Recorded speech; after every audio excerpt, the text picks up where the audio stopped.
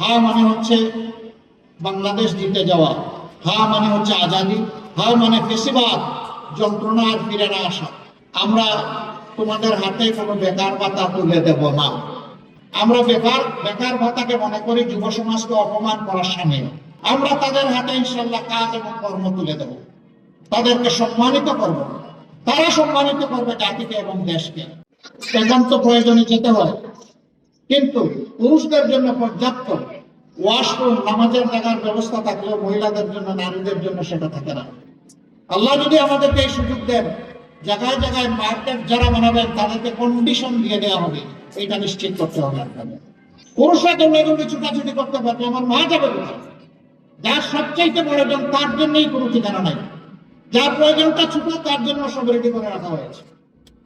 আমরা মাতৃতান্ত্রিকতাও চাই না, আমরা পিতৃতান্ত্রিকতাও চাই না, আমরা একটা মানবিক সমাজ চাই।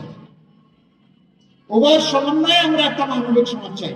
আমরা কোনো ক্লাস চাই না, বিভাজন চাই না, ধর্মেও চাই না, বর্ণেও চাই না, আমরা কোনো জেন্ডারেও কোনো ব্যবধান চাই না।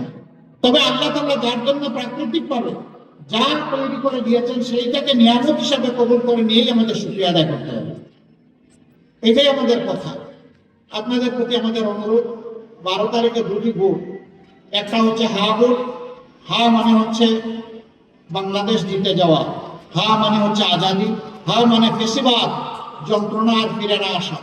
অতএব ইনশাআল্লাহ আমাদের প্রথম ভোটটি হবে হা। দ্বিতীয় ভোট ন্যায় এবং ইনসাফের বিপক্ষে। পরিষ্কার কথা, দূর অতীতে আমাদের যাওয়ার দরকার নাই।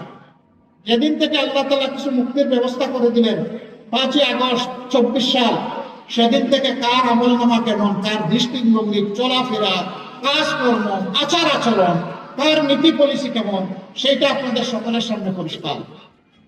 এখানে যাদেরকে সুনীতির উপর পাবো, যাদের উপর আস্থা রাখতে পারবো, আমার দেশ, আমার মাটি, আমার মা, আমার ভাই, সবার আমানত যারা রক্ষা করতে পারবে, ইনশাআল্লাহ 12 তারিখের ভোট তাদের করতে হবে। আমরা ইনসাফের প্রতি দাঁড়িপাল্লা দিয়েছি, আমরা ওজন করে সকলের পাওনা তার ঘরে পৌঁছে দিতে চাই। যার যেটা অধিকার, যার যেটা পাওনা, সেটাই দাঁড়িপাল্লার নিক্তিতে ওজন করে ইনশাআল্লাহ আমরা পৌঁছে দিতে চাই। আল্লাহ যেন আমাদেরকে তাওফিক দান করেন।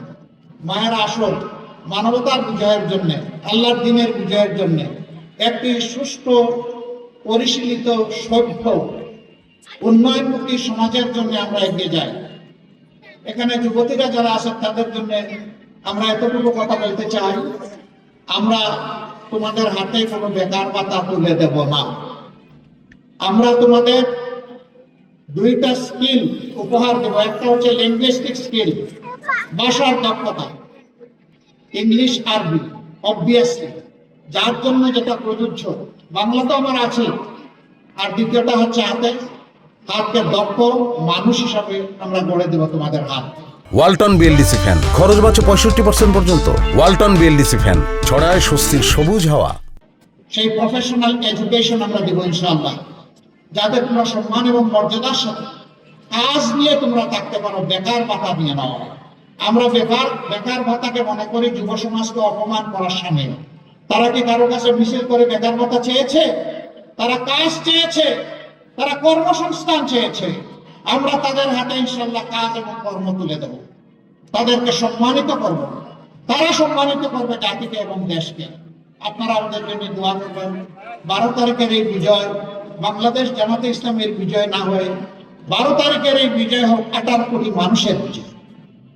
18 কোটি মানুষের বিজয় যদি হয়, আলহামদুলিল্লাহ, এটা হবে জামাতে ইসলামের বিজয়। আমরা কোনো ব্যক্তি, গোষ্ঠী, পরিবার, দলের বিজয় চাচ্ছি না।